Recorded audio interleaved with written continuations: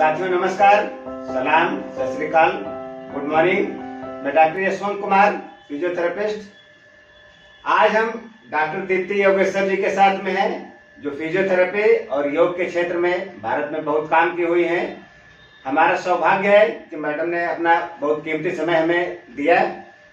तो आज कई सारे विषयों पे हम मैडम से बात करेंगे, समाज को बताना चाहेंगे कि फिजियोथेरेपी का रोल और योग का रोल क्या है महिलाओं की समस्याओं में। तो सबसे पहले मैं मैडम आपका परिचय जानना चाहूँगा, अपने दर्शकों को आपसे परिचित कराना चाहूँगा कि आप जो है इतना सारा काम करे हैं, आप अपने बारे में बताएंगे तो ज़्यादा बेहतर होगा।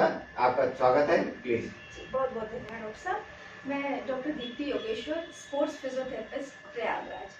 जैसा कि डॉक्टर साहब ने बताया है, मैंने कुछ छोटे मोटे काम किए हैं अपनी क्षमता से फिजियोथेरेपी के फील्ड में, योग के फील्ड में, कुछ समाज सेवाएं की हैं, जिससे आप लोग के ही द्वारा मुझे समाज में कुछ योगदान के लिए सम्मानित किया गया है। तो मैं फिर से आपका एक बार धन्यवाद करूँगी। बहुत बहुत धन्यवाद मैडम।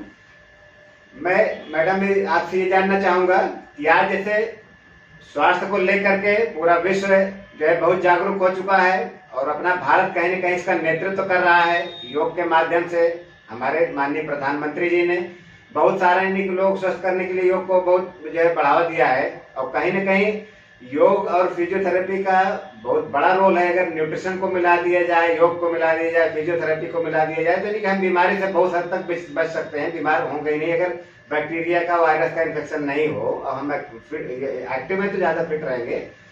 तो हम ये आप विशेषज्ञ हैं दोनों चीज़ों के, तो इसमें दोनों में आप क्या अंतर समझती हैं, योग और फिजियोथेरेपी में? यानी कि योग कब किसी व्यक्ति को अपनाना है और फिजियोथेरेपी किसके पास कब जाना है, तो इसके बारे में आप बताएं प्लीज। जी, सबसे पहले तो मैं आपको फिजियोथेरेपी का एक परिचय बता दूं कि फिजियोथेरेपी मेडिकल साइंस की एक वह शाखा है जिसमें बिना सर्जरी, बिना मेडिसिन के आपको ट्रीटमेंट मिलता है। ये एक ऐसी चिकित्सा पद्धति है जो बिल्कुल सबसे सेफेस्ट है, इसके कोई आफ्टर इफेक्ट्स नहीं है। और आजकल की जो लाइफ स्टाइल हो गई है, जो दिनचर्या हो गई है, उसमें हमारा जो खान पान खराब हो गया है और सोने की दिनचर्या खराब हो गई है, वर्कलोड ज़्यादा हो गया है, जिसकी वजह से जो लाइफ स्टाइल डिजीजेज हैं, apart from the micro infection, तो इसमें अगर हम बात करें तो जैसे आजकल 8 से 10 घंटे कॉर्पोरेट सेक्टर में बैठ के लोग काम करते हैं, तो अमूमन लोग गर्दन के दर्द, कमर के दर्द से ग्रसित होते हैं। महिलाएं हैं जो पहले रसोई नीचे होती थी, वो अब ऊपर बैठ के काम खड़े होकर करते हैं, उसकी वजह से उनकी गांठें कमज़ोर हो रही हैं। और भी अन्य ऐसी बीमारियां हैं जिसमें फिजियोथेरेपी का एक मेजर रोल है। इसमें हम एक्सरसाइज करा के, कुछ इलेक्ट्रिकल मोडालिटीज़ हैं उनको यूज़ करके, और कुछ एक आध नई टेक्निक है जैसे टेपिंग है, ड्राई नीडलिंग है, कपिंग है, काइरोथेरेपी है। ये फिजियोथेरेपी का एक एडवांस वर्जन है जिससे हम पेशेंट को पेन से तो रिलीफ दिलाते ही हैं, साथ में जो लॉन्ग टर्म में उसके फायदे हैं उससे भी पेशेंट को लाभान्वित करते हैं। तो फिजियोथेरेपी का जो एरिया है ये एक होलिस्टिक अप्रोच में आता है, जिसमें हम orthopaedic condition, neurological condition, gynaecological condition, paediatric condition, cardiological condition, nephrology, even oncology, urology में भी फिजियोथेरेपी चिकित्सा का एक महत्वपूर्ण योगदान है। क्योंकि फिजियोथेरेपी एक पुनर्वास की प्रक्रिया है, यानी कि यदि हमें आधुनिक लाइफस्टाइल की वजह से कोई समस्या हो गई है तो वापस से हम अपनी दिनचर्या में वापस जाएं, अपनी दिनचर्या को सामान्यतः अपने जीवन को जिए। इसके लिए फिजियोथेरेपी की पुनर्वास चिकित्सा बहुत अहम भूमिका निभाती है। जैसा कि आपने योग की बात की, तो योग एक ऐसी विधा है जिससे हम शरीर को स्वस्थ रख सकते हैं। योग से हम किसी बीमारी को नहीं ठीक कर सकते, बल्कि बीमारियों से बचाव कर सकते हैं। या कुछ ऐसी बीमारियां हैं जैसे जोड़ में स्टिफनेस आ गई है, मांसपेशियों में लचीलापन खत्म हो गया है, या यूँ कहें कि आजकल अनिद्रा, अवसाद, इन सब की समस्याएं ज़्यादा बढ़ गई हैं, तो हम इसको योग की विधि से, योग का कुछ आसन के अभ्यास से इसको ठीक कर सकते हैं। प्राणायाम यानी जो ब्रीदिंग एक्सरसाइज है उससे ठीक कर सकते हैं। जैसा कि आपने कोविड में देखा होगा कि हर घर में कोविड ने कैसा कहर बरपाया था पिछले 2 सालों में, तो उसमें जो प्राणायाम यानी ब्रीदिंग एक्सरसाइज एक मेजर रोल उसने प्ले किया था क्योंकि ब्रीदिंग एक्सरसाइज हमारे पूरे रेस्पिरेटरी ट्रैक को क्लियरेंस करता है, और कोविड का जो अटैक था, कोविड का इन्फेक्शन था, वो हमारे रेस्पिरेटरी ट्रैक में ही था। तो प्राणायाम की प्रोसेस करके कुछ जल लेती है जिससे हम नेजल पैसेज को क्लियर करते हैं, इससे इन्फेक्शन के चांसेस कम होते हैं। और कुछ आसन किया था जिससे अगर कोविड के जो आफ्टर इफेक्ट है, पोस्ट कोविड इफेक्ट हैं, जिसमें शरीर बहुत कमज़ोर हुआ था, बहुत शिथिल हुआ था, लोगों को आलस आ रही थी, हड्डियां कमज़ोर हो गई थी, तो उसमें हम कुछ आसन करके उनकी रिकवरी भी देते हैं। बहुत बहुत धन्यवाद मैडम, आपने बहुत अच्छे से इसको डिस्क्राइब किया। आपसे मैं मैडम ये जानना चाहूँगा कि आप कहीं न कहीं फीमेल फिजियोथेरेपिस्ट हैं, और तो फीमेल से कहीं न कहीं आपका ज़्यादा सामना होता है। आज फिजियोथेरेपी और जो है कहीं न कहीं हर क्षेत्र में है, तो गायनिकोलॉजी में भी इसका बड़ा रोल है। तो महिलाओं से जुड़ी जो समस्याएं हैं, जो हमारी माताएं बहनें, जो हमारी बेटियां जो इस तरीके से की समस्याओं से ग्रसित हैं, तो उसमें फिजियोथेरेपी का आप कितना जो है महत्व समझती हैं, किन किन बीमारियों में ये कारगर है, जो आप अपने मरीजों में रिजल्ट देख रही हैं, कौन कौन से बीमारियां हैं? जी प्लीज। बिल्कुल, आपने एक सही प्रश्न उठाया है कि महिलाओं में ऐसी क्या समस्या हो सकती है जिसमें फिजियोथेरेपी की एक अहम भूमिका है।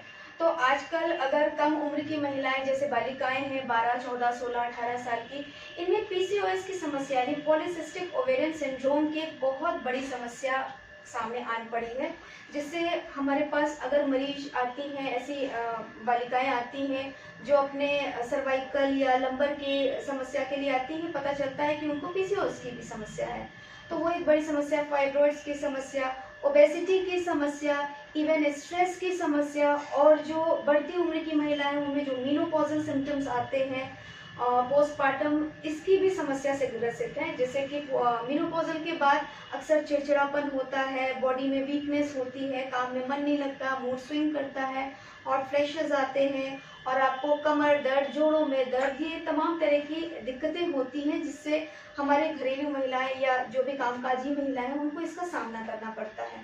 तो ऐसे में फिजियोथेरेपी की एक अहम भूमिका है। अगर आप इसके कुछ सेशंस लेते हैं, लाइक 10 दिन, हफ्ते, जैसी आपकी कंडीशन है, तो जो शरीर में हार्मोनल इम्बैलेंस की वजह से समस्या है, ओबेसिटी की वजह से समस्या है, गलत खान पान की वजह से समस्या है, और जो बालिकाएं विद्यालय जाती हैं या जो कॉर्पोरेट सेक्टर में जो फीमेल्स वर्किंग हैं, 8-8, 10-10 घंटे उनको चेयर पे बैठ के काम करना पड़ता है, जिससे उनके स्पाइन और उनके पोस्चर में एबनॉर्मलिटी डेवलप होती है, जिसकी वजह से उनको cervical spondylitis, cervical pain, lumbar pain, कुछ को तो फ्रोजन शोल्डर, और आजकल बड़ा कॉमन है, हम लोग कंप्यूटर पे काम करते हैं तो कार्पल टनल सिंड्रोम डेवलप होता है, कुछ महिलाओं को टेनिस एल्बो, गोल्फर्स एल्बो, ऐसी तमाम समस्याएं हैं जो महिलाओं में देखने को मिल रही हैं। तो इन समस्याओं में फिजियोथेरेपी, भौतिक चिकित्सा एक अहम भूमिका निभाती है, जिससे मरीज को हम दर्द में तो आराम देते ही हैं, साथ में भविष्य में ये समस्या दोबारा ना हो, उसके लिए भी हम लोग उनको एक होम प्लान देते हैं। तो फिजियोथेरेपी महिलाओं के लिए तो बहुत ही यूँ कहिए कि एक रामबाण की तरह काम करती है, क्योंकि हमारे समाज में, हमारे देश में मातृ शक्ति जो है, शक्ति है, वो सभी के लिए काम करती है और खुद की शक्ति को जगाना भूल जाती है। तो उसमें हम महिलाएं, खासतौर से जो घरेलू महिलाएं हैं, घर के पूरे परिवार के सदस्य को खाना खिला देंगी, लेकिन खुद भूखी रह जाएंगी, 2 रोटी खा लेंगी, जिसकी वजह से वो मेल नरिश्ड होती है, और मेल नरिश्ड की वजह से वो एनीमिक होती हैं, और हार्मोनल इम्बैलेंस होता है, जिससे ये बेसिक जो लाइफ स्टाइल डिजीज है वो आपकी डेवलप होती है। बहुत बहुत धन्यवाद मैडम। मैं आपसे मैडम ये भी जानना चाहूँगा कि जो हमारी गर्भावस्था की अवस्था होती है, जो एक नेचर के द्वारा बनाई गई सामान्य प्रक्रिया है, जो पौधों में भी ये हो रहा है, और पूरा यानी कि जितना भी लिविंग बर्ड है जहाँ पे सेक्सुअल रिप्रोडक्शन है, कहीं ना कहीं वहाँ पे ये यानी कि एक महिला का, एक फीमेल का होना बहुत ही ज़्यादा जरूरी है। तो जितने भी नेचर में हमारे एनिमल्स हैं, उसमें कहीं जब भी प्रेगनेंसी उनकी होती है तो कोई उनको रेस्ट नहीं है, जैसे नॉर्मल लाइफ जीते हैं उस तरीके का यानी कि पूरी प्रक्रिया रहती है, वो नॉर्मल डिलीवरी होती है, बच्चे नहीं स्वस्थ होते हैं, सारा कुछ होता है। लेकिन आज हम इतना ज़्यादा इवोल्यूशन हो गया, इतना ज़्यादा डेवलपमेंट हो गई, हम लोग इतना ज़्यादा एजुकेटेड हो गए, उसके बाद भी आज हमारी माताएं बहनें कहीं न कहीं गर्भावस्था को लेकर के बहुत ज़्यादा चिंतित हैं, ज़्यादा आराम करती हैं, तो ज़्यादातर सिजेरियन डिलीवरी होने की संभावना है, खाना कम खाती हैं, उल्टियाँ वगैरह, इनकी बहुत सारी चीज़ें, इनकी कुछ मिथ्स भी हैं कि अब ऐसी चीज़ें कि जब गर्भावस्था आती है तो कहीं न कहीं उसको बीमार मान लिया जाता है। तो इसके बारे में आप क्या कहेंगे कि फिजियोथेरेपी ये कितना कारगर हो सकती है, जिससे हम ज़्यादा से ज़्यादा माताओं बहनों बेटियों को इनके नॉर्मल डिलीवरी की सुविधा उपलब्ध करा पाएँ, उनके स्वास्थ्य को बेहतर कर पाएँ, इनकी गर्भावस्था से पहले और गर्भावस्था के बाद फिजियोथेरेपी का क्या रोल है, क्या महत्व है? जी बिल्कुल। आपने जो गर्भावस्था प्रेगनेंसी की बात की है, इसको हम 3 पार्ट में डिवाइड करते हैं, prenatal, natal and postnatal. Prenatal वो अवस्था होती है जो गर्भावस्था से पूर्व की अवस्था होती है, इसमें हम बॉडी को प्रिपेयर करते हैं। तो इसमें खान पान का एक बहुत ही मेजर रोल होता है, एक सही डाइट सही समय पर सही एज पर। उसके साथ साथ जो नेटल अवस्था होती है, यानी कि जब कंसीव करती हैं महिलाएं, गर्भवती होती हैं, तो उस 8 से 9 महीने के पीरियड में सही खान पान, सही निद्रा, सही व्यायाम यानी सही एक्सरसाइज आपके पूरे गर्भकाल को मेंटेन करती है। क्योंकि आजकल महिलाओं में बहुत सारी समस्याएं होती हैं, कुछ एमनियोटिक फ्लूइड पहले ही रप्चर कर जाता है, हैवी ब्लीडिंग हो जाती है, मिसकैरेज हो जाता है, ऐसी तमाम समस्याएं हैं गायनी में जो देखने को मिलती हैं। तो इसमें फिजियोथेरेपी में अगर हम उन महिलाओं को अच्छे से प्रशिक्षित करें, उन्हें बताएं कि गर्भ से पूर्व उन्हें किस किस तरह की एक्सरसाइजेस करनी है, गर्भावस्था के समय क्या क्या एक्सरसाइजेस करनी है, क्योंकि अक्सर 7वें महीने के बाद 8वें महीने के बाद उनको बैठने में दिक्कत होती है, वो कमोड का, या जिनके यहाँ कमोड नहीं है वो इंडिया में बैठती हैं, अक्सर बैक की समस्या होती है, सर्वाइकल पेन की समस्या होती है, या कुछ ऐसे हार्मोनल इम्बैलेंस होते हैं जिससे इनका डाइट इनटेक पुअर हो जाता है। तो उसमें एक्सरसाइज एक मेजर रोल प्ले करती है, क्योंकि जब हम एक्सरसाइज कराते हैं तो मसल्स को तो स्ट्रेंथ मिलती है, साथ में जो हार्मोनल इम्बैलेंस है या हार्मोन्स का सिक्रेशन कम हो रहा है या लेवल हाई हो जा रहा है, यदि हम एक्सरसाइजेस करते हैं, प्रिस्क्राइब्ड पर्टिकुलर नेटल पीरियड की एक्सरसाइजेस करते हैं, तो हार्मोन्स का रेगुलेशन अच्छा होता है, जिससे माँ और उसके गर्भ में पल रहे शिशु दोनों को ही एक अच्छा सा न्यूट्रिशन, अच्छा सा माहौल मिलता है। उसके बाद की तीसरी आती है पोस्ट नेटल, यानी कि जब प्रसव काल के बाद की अवस्था। अब प्रसव काल के बाद की अवस्था में अक्सर महिलाओं को कमर दर्द की समस्या होती है, या अक्सर वो कंप्लेन करती हैं कि जब डिलीवरी हो रही थी तो हमारे कमर में इंजेक्शन लगा था जिसकी वजह से आज तक हमें दर्द होता है। तो ऐसी कुछ अवस्थाएं हैं जिसमें हम कुछ पर्टिकुलर एक्सरसाइज बता कर करवा के उनको बैक पेन से रिलीफ कराते हैं। साथ ही बैक पेन का एक सबसे बड़ी वजह होती है जो गर्भकाल में हमारा एक लॉर्डोसिस कर्वेचर होता है। जब शिशु बड़ा होता है, गर्भ में पलता है, तो महिला का कर्वेचर बिल्कुल आगे की तरफ पेट निकलता है, इसकी वजह से भी कमर दर्द होता है। बाद में प्रसव के पश्चात ये एक कमर दर्द के लिए बहुत मेजर समस्या बनती है, क्योंकि उसमें होता है कि एब्डोमेन की जो मसल्स होती है, पेट की मांसपेशियां, वो ढीली पड़ जाती है। उनको टोनिंग के लिए, उनको प्रॉपर मेंटेन करने के लिए भी फिजियोथेरेपी बहुत ज़रूरी होता है। और अक्सर होता है डिलीवरी के बाद महिला वेट गेन कर लेती है, जो ओबेसिटी एक बड़ी समस्या है, उसमें भी फिजियोथेरेपी अगर हम करते हैं तो महिलाओं को काफ़ी लाभ मिलता है। इवन फाइब्रोइड्स की जो समस्या है और कुछ आपको ऐसे हार्मोनल चेंजेस आते हैं जिसमें यूट्रस रिमूव करना होता है, उसमें भी फिजियोथेरेपी एक मेजर रोल प्ले करती है। बहुत बहुत धन्यवाद मैडम, आपने बहुत अच्छे से बताया। मैं आपसे ये जानना चाहूँगा, जैसे अभी इस समय पूरा उत्तर प्रदेश, पूरा भारत फिजियोथेरेपी दिवस की तैयारी कर रहा है, तो इस समय तो पूरा फिजियोथेरेपिस्टों ने एकदम दिल खोल के रखा हुआ अपने पूरे समाज के लिए, कि सब निःशुल्क कंसल्टेशन लोग कर रहे हैं और समाज को कहीं न कहीं बेहतर स्वास्थ्य देने की मुहिम में है हमारा समाज पूरा फिजियोथेरेपी का। तो आप अपने क्लिनिक में किस तरीके की सेवाएं लोगों को दे रही हैं, किस तरीके का काम कर रही हैं, तो इसके बारे में, विश्व फिजियोथेरेपी के दिवस के बारे में कृपया बताएं आप।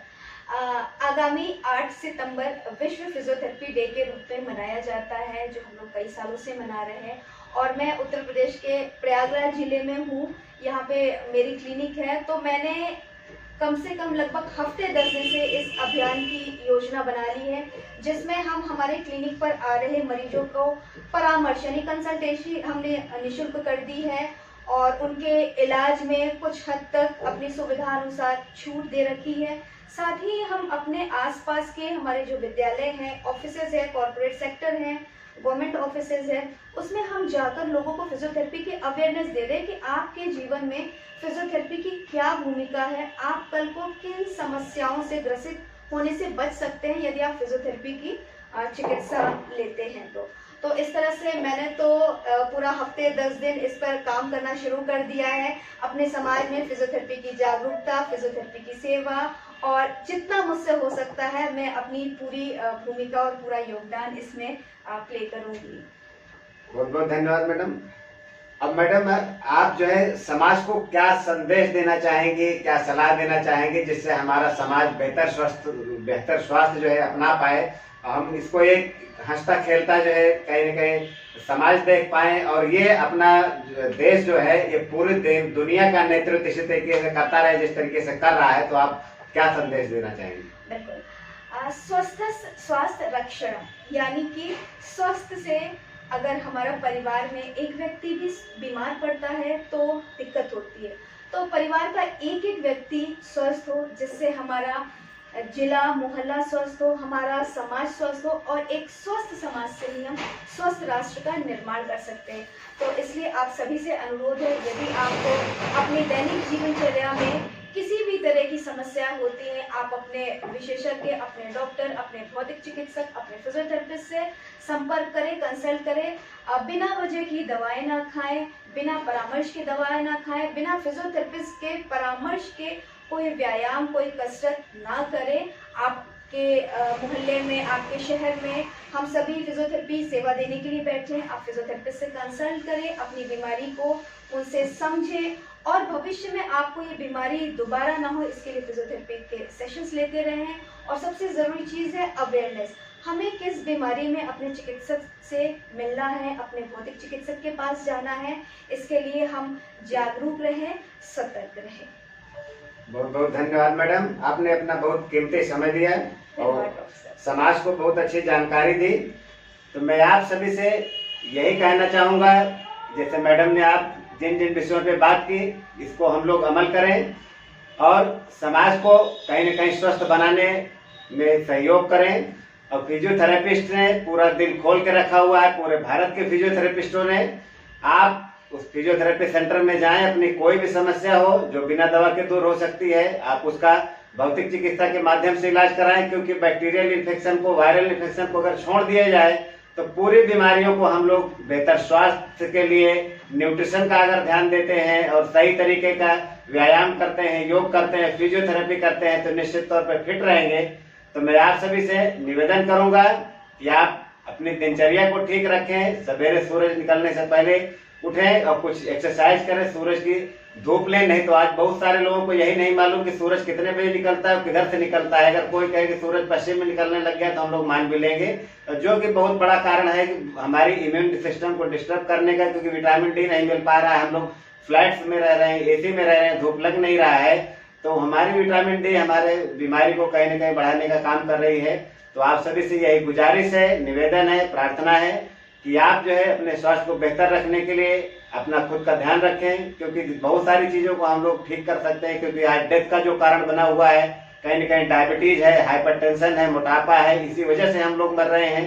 बाकी की जो समस्याएं हैं उसको तो एंटीबायोटिक खत्म कर दे रही है, इम्यूनाइजेशन खत्म कर दे रहा है, और समस्याएं जो भी है उसको केवल फिजियोथेरेपी, योग और न्यूट्रिशन के माध्यम से हम लोग ठीक कर सकते हैं।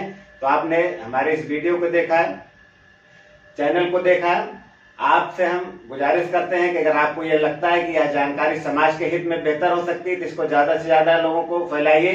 यह शिक्षा पुनर्वास एवं समाज सेवा समिति ने यह बीड़ा उठाया है कि समाज के हर एक व्यक्ति को हम स्वस्थ करेंगे, स्वास्थ्य के बारे में बताएंगे। आप सभी का बहुत बहुत धन्यवाद, शुक्रिया, थैंक यू। जय हिंद, जय भारत।